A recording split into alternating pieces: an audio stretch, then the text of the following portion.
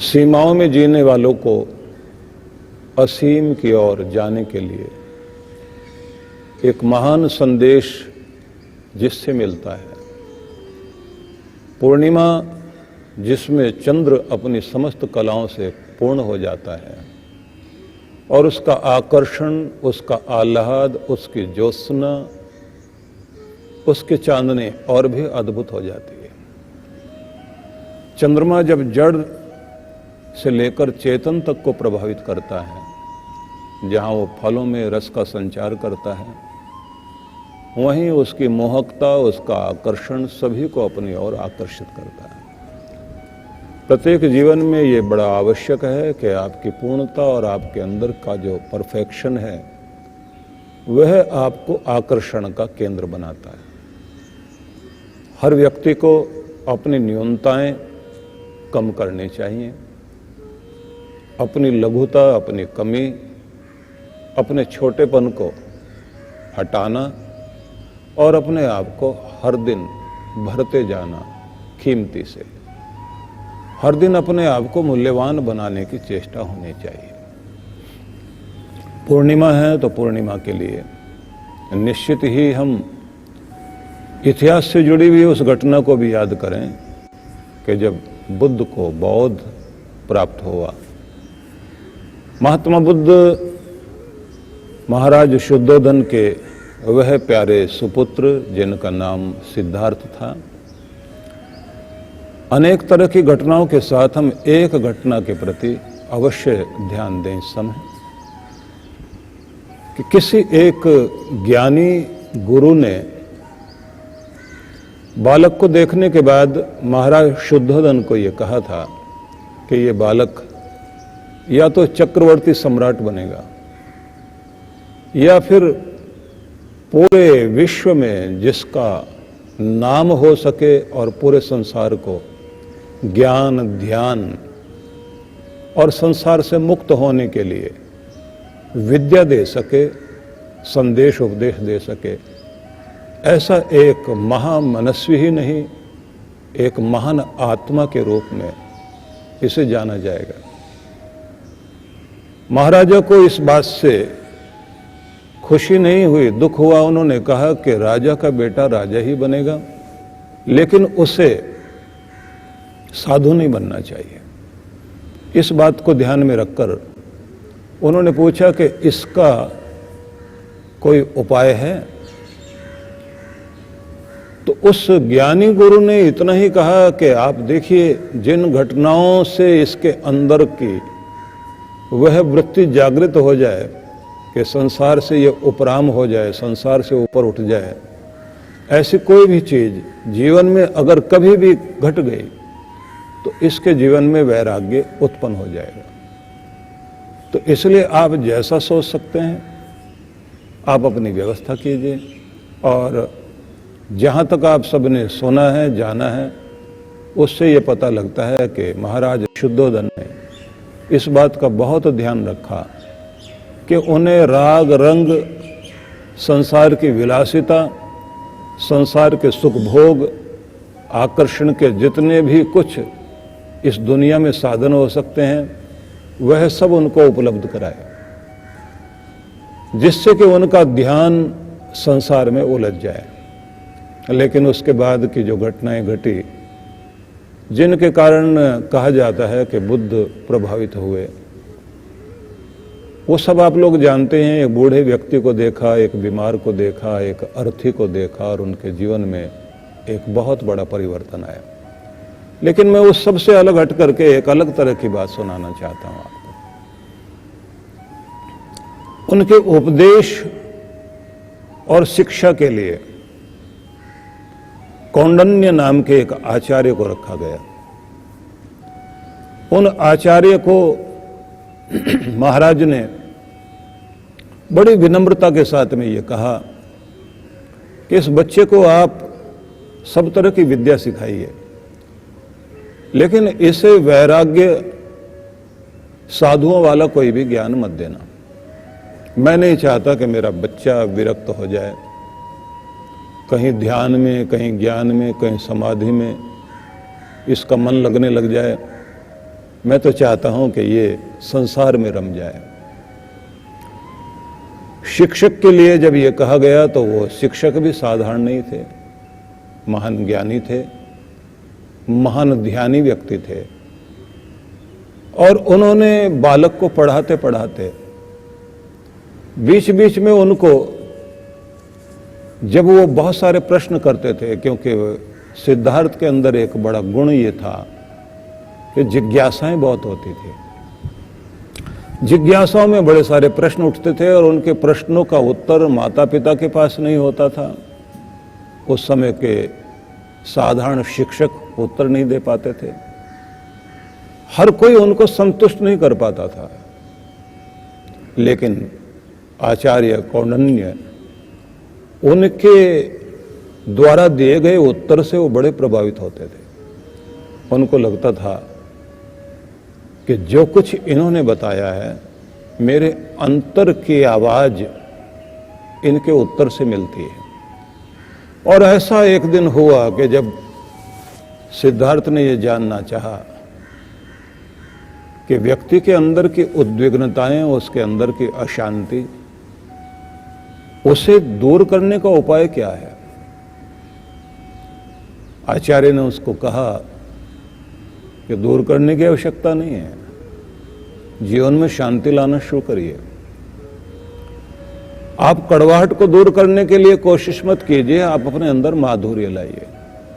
आप अंधेरे को भगाने की कोशिश मत कीजिए, आप प्रकाश लेकर आइए। प्रकाश होगा तो अंधेरा होगा ही नहीं। आपके अंदर माधुर्य आएगा तो कड़वाहट चली जाएगी। आप अपने अंदर शांति को स्थापित करेंगे तो आप देखेंगे अशांति अपने आप चली जाएगी। आप विपरीत के पीछे मत भागिए, जो आपको चाहिए उसके लिए। तो उन्होंने कहा, उसके लिए मुझे क्या करना चाहिए? बोले, करना कुछ भी नहीं, बस शांत हो जाओ, अपने माधुर्य को ले आओ। उन्होंने पूछा कि लेकिन संसार के प्रभाव, परिस्थितियां, वातावरण, वो हमारे अंदर कड़वाहट बोलती हैं। उन्होंने कहा कि तुम अपने भीतर के उस मूल तत्व को पहचानो जो तुम्हारे अंदर की शांति है, तुम्हारा माधुर्य है। महाराज, उसके लिए क्या करें? बोले, आंखें बंद करो, अपने मौन में उतरो, अपने अंदर की शांति में जाओ, अपने भीतर के विचारों की खलबली को थोड़ी देर के लिए रोक दो, तुम्हारा मन स्थिर हो जाए, तुम्हारे अंदर जो लहरें चल रही हैं उनका विश्राम होने दीजिए। और जैसे विश्राम होगा तो आप देखेंगे आपके अंदर शांति अपने आप आएगी, माधुर्य आएगा और आपके अंदर जो कुछ है वो खिल जाएगा। बालक ने वैसे ही करना शुरू किया, उसे बड़ी शांति मिली, उसके अंदर एक नशा सा छाने लगा। उसे लगा कि कोई दौलत मेरे अंदर आती जा रही है। उसे लगा कि जो कुछ मैं हूं वो प्रकट होने लगा हूं। उसे लगने लगा कि जैसे पूरा ब्रह्मांड और आंतरिक शक्ति सबका मेल होने लगा है। बस फिर क्या था, बालक समय निकाले, आंखें बंद करके बैठे, सहज हो, शांत हो, और खुली आंखों से भी उसको चारों तरफ वही प्रेम, वही शांति, उसी सौंदर्य के दर्शन होने लगे। उसे लगने लगा कि चारों तरफ एक ही तरह का वही प्रेम का वातावरण, वही करुणा, वही दया चारों तरफ छाई हुई है। लेकिन ऐसे बैठने का मतलब ये था कि जो गुप्तचर थे उन्होंने सूचना देनी शुरू कर दी। सूचना दी कि आपका बालक तो जो है वो साधु बनने की दिशा में चल पड़ा। उसने तो आंखें बंद करनी शुरू कर दी है, ध्यान लगाना शुरू कर दिया है, संसार में रुचि नहीं है। आपका बालक कहीं राजा न बन करके जिसको सम्राट बनाना चाहते हैं, कहीं वो परिव्राट न बन जाए, तो आपको तो सावधान होना पड़ेगा। राजा ने आकर देखा कि सच में उसका बालक जो है आंखें बंद करके बैठा हुआ है और बहुत शांत है, चेहरे पर अपूर्व शांति है। पिता की कोप दृष्टि को देखने के बाद उसने जितने शांत और मधुर भाव से अपने पिता की ओर देखा, बोले ये तो ज्ञानियों की तरह मुस्कुराता है, ज्ञानियों की तरह से देखता है। तो उन्हें लगा कि ये तो गड़बड़ हो गई, अपना तो अज्ञानी ही ठीक है। और उन्होंने एकदम आचार्य को बुलाकर कहा, महाराज आप तो पधारिए, आपकी आवश्यकता नहीं है। और उन्होंने परंपरा के अनुसार दोनों हाथ जोड़े, सिर झुकाया और एक धन की थैली, स्वर्ण सिक्कों से भरी हुई थैली उनकी तरफ दी। लेकिन देते समय जो भाव था वो दिखावटी आदर तो जरूर था, लेकिन उनको लगा कि कर्तव्य पूरा किया जाए, पैसे दिए जाएं और मुक्ति पाई जाए। इन्होंने मना कर दिया कि नहीं, मैंने शिक्षा दी ही नहीं, अभी मेरा कार्य पूरा हुआ नहीं है, तो इस धन पर मेरा अधिकार है ही नहीं। ये गुरु दक्षिणा देना कर्तव्य होता है, पर लेने वाले को भी तो ये देखना चाहिए कि उसने वो अपना कार्य पूरा कर दिया या नहीं कर दिया।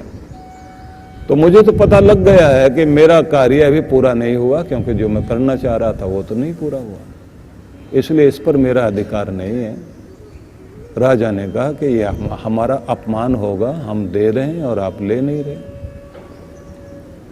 उन्होंने कहा मान सम्मान इसमें है ही नहीं, आप एक प्रथा को पूरा करना चाह रहे हैं, लेकिन उस प्रथा के पीछे भी एक रहस्य है कि अगर मैं अपना दायित्व ठीक से निभा सकूं तो फिर मुझे यह धन लेने का अधिकार है।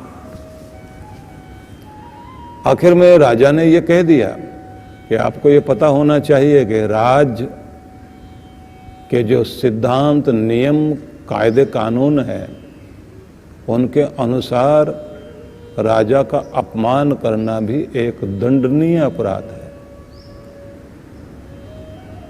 आपको राजा की अवज्ञा नहीं करनी चाहिए।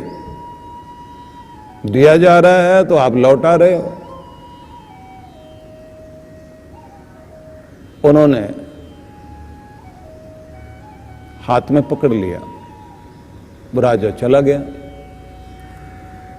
और उसके बाद उनके जो कुल गुरु थे, उनकी जिम्मेदारी थी कि आचार्य को सम्मान सहित विदाई दी जाए।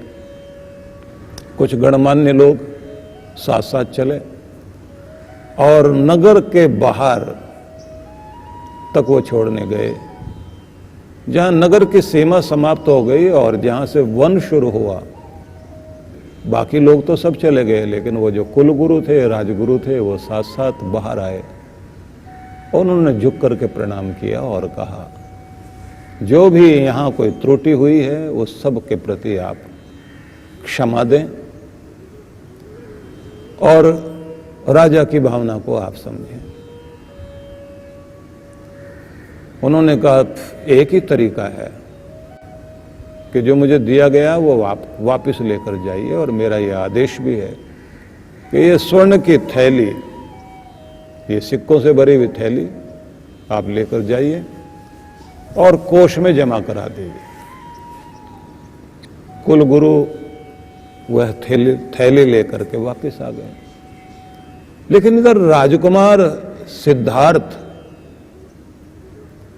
क्योंकि वो उस समय वहां से जा चुके थे, उनके पीछे पूरी घटना घटी, उन्हें पता लगा कि मेरे प्रश्नों का उत्तर देने वाला, मेरी जिज्ञासाओं को शांत करने वाला, मेरे अंदर के अंधेरे को जो धीरे धीरे करके मिटाता जा रहा था, आज वही मेरा सूरज मेरे से दूर हो गया। वो भागते भागते पीछे पीछे गए और उन्होंने आवाज दी कि सदगुरु रुकिए, आप नहीं जाएंगे। आपको पता होना चाहिए कि यह धन, यह साधन, यह सामान्य चीज है। व्यक्ति को कीमती बनाता है गुरु का ज्ञान। मेरे जीवन को मूल्यवान करने के लिए जो आपने, जिस तरह के प्रकाश की मुझे आवश्यकता थी, वो आप दे रहे थे। और आपको यह भी पता ही है, बालक ने कहा कि माता पिता का बहुत बड़ा स्थान है, लेकिन शिक्षा देने वाले व्यक्ति का विशेषतः जो हमारे अंदर के आध्यात्मिक ज्ञान को जागृत कर सके, हमारे जन्म जन्मांतरों का कल्याण करता हुआ जो ज्ञान दे, उससे बड़ा धन दुनिया में नहीं होता। और आप जा रहे हैं तो कंगाल बनाकर जा रहे हैं। आचार्य ने पीछे मुड़कर देखा और कहा कि अपनी भावुकता पर काबू पाओ। बालक ने कहा कि देश की सीमाएं पीछे रह गई हैं, इस नगरी की, और मैं सीमाओं को छोड़कर आपके पीछे चल पड़ा हूं।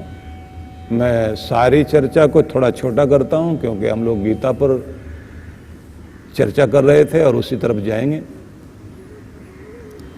और उस आचार्य ने बालक से कह दिया कि बेटा वापस लौट जाओ।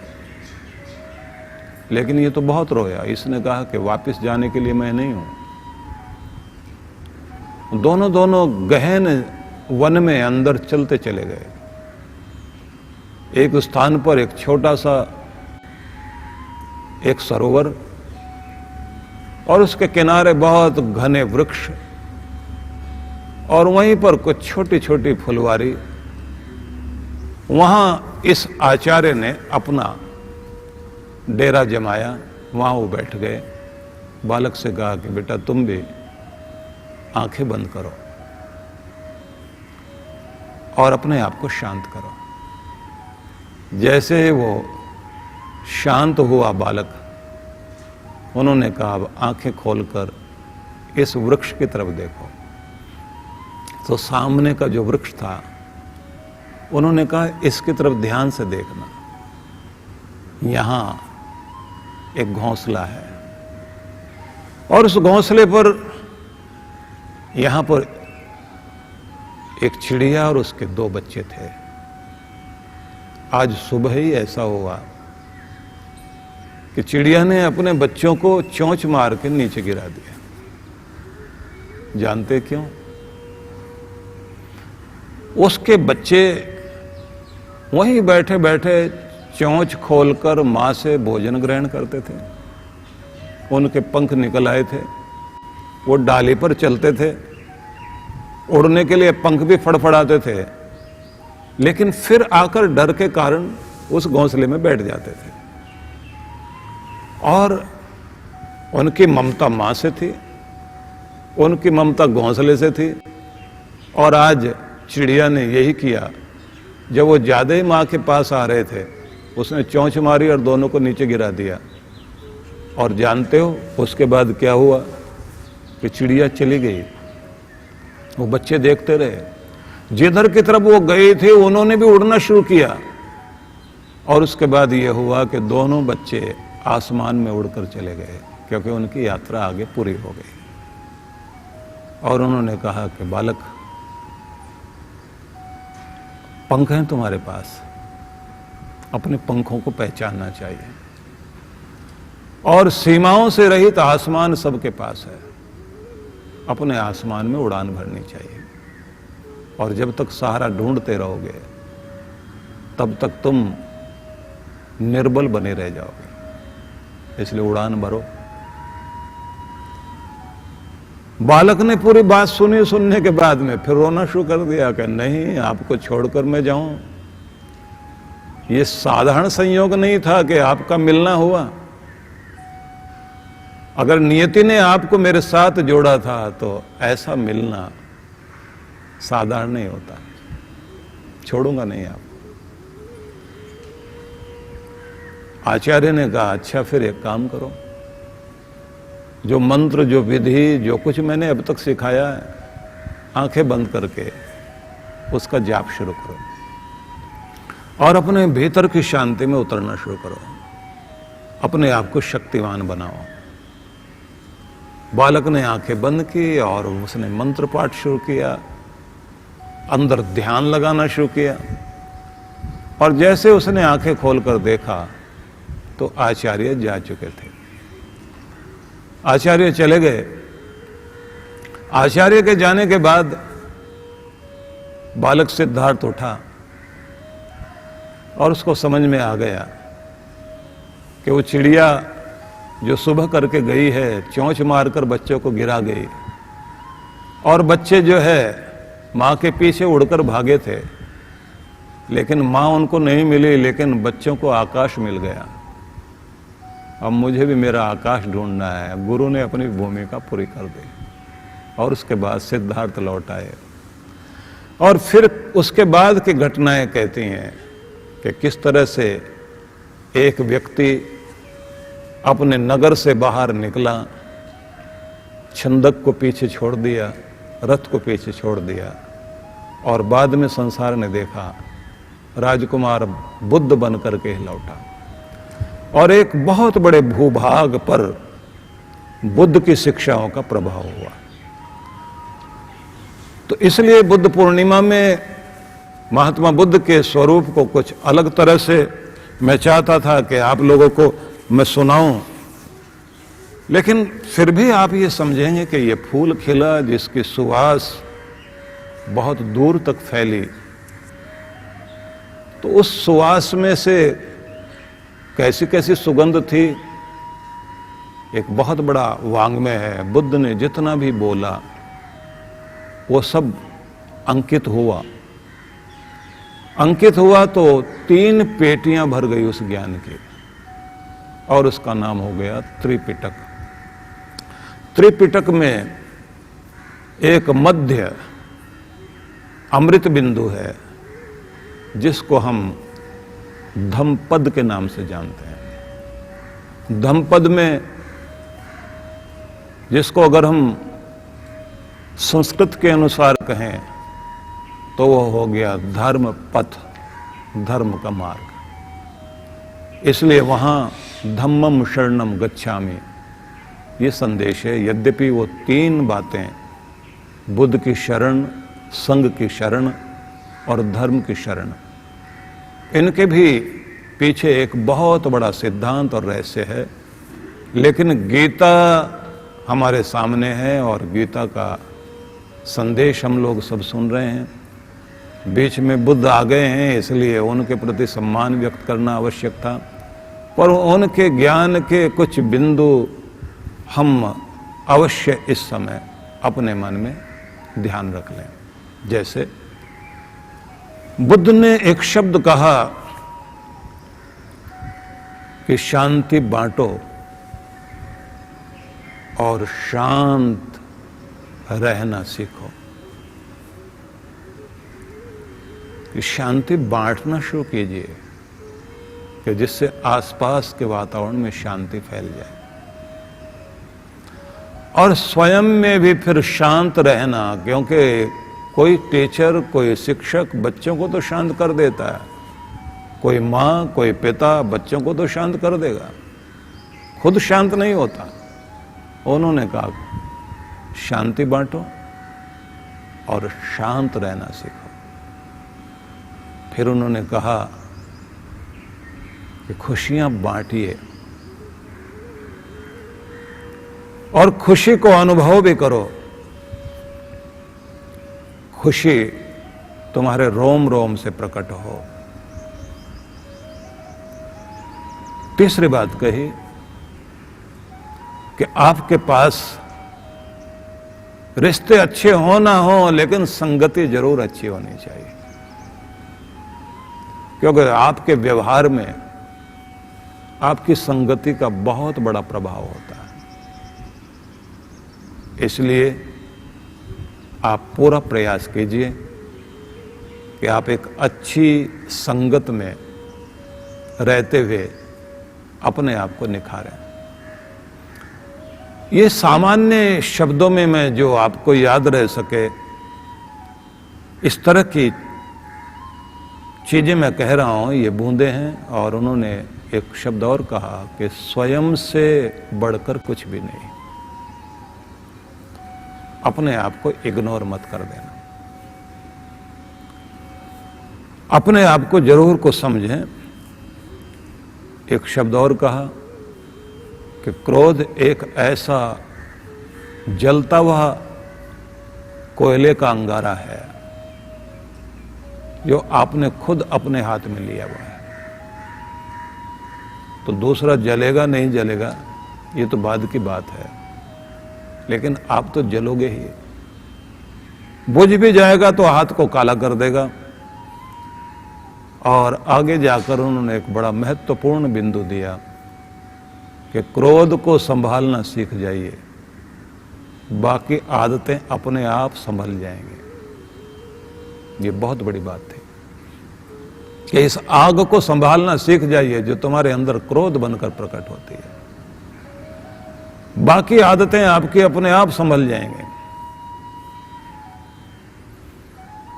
बुद्ध की बहुत सारी शिक्षाएं रही, उनके प्रति सम्मान व्यक्त करते हुए आइए आज के गीता संदेश की ओर हम मुड़े। बुद्ध पूर्णिमा का ये अवसर हम सब के लिए बड़ा महत्वपूर्ण अवसर है। तो आइए अब चलते हैं हम लोग भगवान श्री कृष्ण के संदेश को श्रवण करते हुए, उस पर मनन करते हुए और फिर जीवन की प्रयोगशाला में उसका प्रयोग करने के लिए भी हम लोग तत्पर हों। भगवान श्री कृष्ण हमें समझा रहे हैं, कर्मजम बुद्धि युक्ता ही फलम त्यक्त्वा मनीषिणः जन्म बंध विनिर्मुक्ता पदम गच्छन्ति अनामयम। बुद्धिमान मनुष्य ज्ञान प्राप्त कर कर्म फल का त्याग कर देते हैं और इस प्रकार जन्म बंधन से विमुक्त होकर दुखों से परे परम धाम को प्राप्त हो जाते हैं, परम लक्ष्य को प्राप्त हो जाते हैं। सीधा सरल अर्थ किया जाए, कर्मजम बुद्धि युक्ता ही फलम त्यक्त्वा मनीषिण। जो मनीषी लोग हैं, ज्ञानी लोग हैं, उनके जो जीने का ढंग है उसमें एक बड़ी महत्वपूर्ण बात होती है कि ऐसा जीवन जीने वाला जो मनुष्य है वो फल की चिंताओं से मुक्त होकर संपूर्ण संतुलन को बनाए हुए अपने समस्त कर्मों को करता है।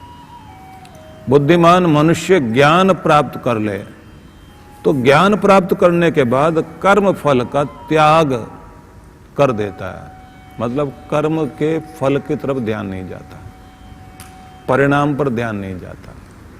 उसका कार्य रहता है कि कर्म करूं, खूबी से करूं, श्रेष्ठ करूं, दायित्व को समझते हुए करूं और मेरा कर्म मेरा हस्ताक्षर बन जाए, मेरा कर्म मेरी पहचान। जो हां जहां भी जो जो कर्म करके आप आए, पता होना चाहिए कि ये इनका किया हुआ है। पहचान से पता लग जाए कि ये विधा, ये शैली, ये स्टाइल काम का उनका है, ये और किसी का नहीं हो सकता। आपका कर्म आपका हस्ताक्षर, आपका कर्म आपकी पहचान, आपका काम करने का ढंग दुनिया से बेहतरीन होना चाहिए। और उस बेहतरीन को करने का मतलब ये कि कोई पहचाने ना पहचाने, आपको अपना कर्म करके आनंदित होना चाहिए।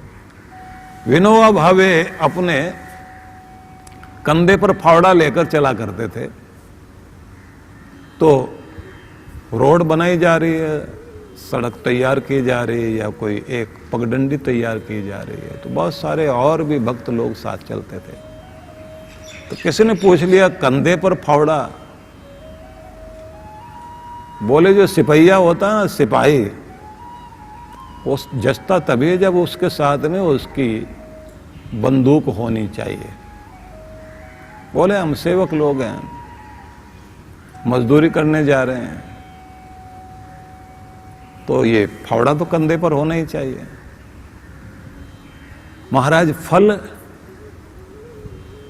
बोले अगर फल को देखते रहे तो फिर हम काम कर ही नहीं पाएंगे, इसका आनंद मिलेगा ही नहीं। इसका आनंद तो इसी रूप में मिलता है कि हमारा कर्म ही हमारा फल बन गया, हम उसका आनंद लेते हुए कर्म कर रहे हैं। इसलिए कर्म करने वाले लोग जब फल की तरफ देखते हैं तो उनको वो मजा आता ही नहीं। ये दायित्व खूबी से निभाएं, कोई पहचाने तो पहचान ले, कोई जाने तो जान ले, नहीं तो हम अपना कार्य पूरा करके चले जाएं। किसी भी देश को ऊंचा उठाने वाले लोग नींव के पत्थर बनकर काम किया करते हैं। उनको ये समझ नहीं आता कि कोई उनको पहचानेगा, मान देगा या नहीं मान देगा। उनका मतलब होता है कि मेरे द्वारा किया गया कार्य मेरे देश की नींव बनाने में सहयोगी बन जाए। जिस आदमी को कर्म के फल की तरफ ध्यान नहीं, वो नींव का पत्थर बनने की कोशिश करेगा। पहचान में आएंगे शिखर, लेकिन टिकेगा अगर भवन तो नींव के पत्थरों पर टिकेगा। इसलिए ऐसे लोग, जैसे नेता सवेरे उठकर अखबार देखना शुरू करते हैं और अखबार देखते देखते वहां जाकर ठहरते हैं जहां उनकी कोई न्यूज छपी हुई होती, और अगर न्यूज नहीं आई उनकी, अखबार उठा के फेंक देंगे। किस काम का अखबार है? हाँ, जिस अखबार में न्यूज छपी हुई हो, हाँ है बात। उन्हें लगता है कि नेता का जीवन ही इस बात पर कि अखबारों में चर्चा का विषय बना रहे, इसलिए उनके पास बड़ी समस्या रहती है। कोई ना कोई पंच लाइन, कैमरामैन भी, फोटोग्राफर भी, पत्रकार भी पूछता रहता, महाराज कोई पंच लाइन दीजिए। नेता से पूछ रहे होते हैं। पंच लाइन का मतलब ही ऐसी कोई पंक्ति आदमी फड़क जाए देखकर और चर्चा हो जाए। इसलिए आप देखते हैं सुभाष चंद्र बोस ने किसी पंच लाइन की कोशिश नहीं की, ना भगत सिंह ने की, लेकिन जिनके नाम के आगे नेता शब्द लगकर नेता शब्द को गरिमा मिल गई।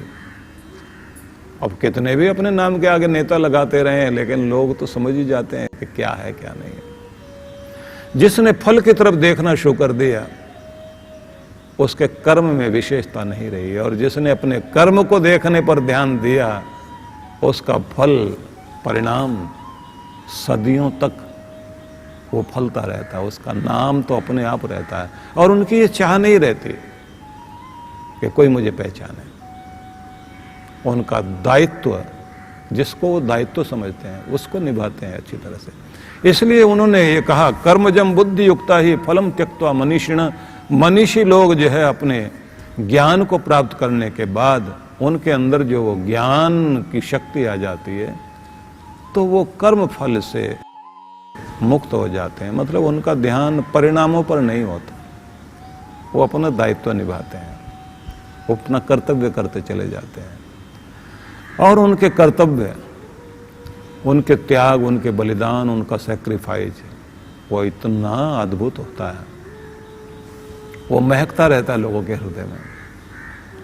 इसलिए वो आदर्श हैं, इसलिए उन्हें याद करके लोग अपने अंदर की आग जगाते हैं। तुमने दिया देश को जीवन, देश तुम्हें क्या देगा।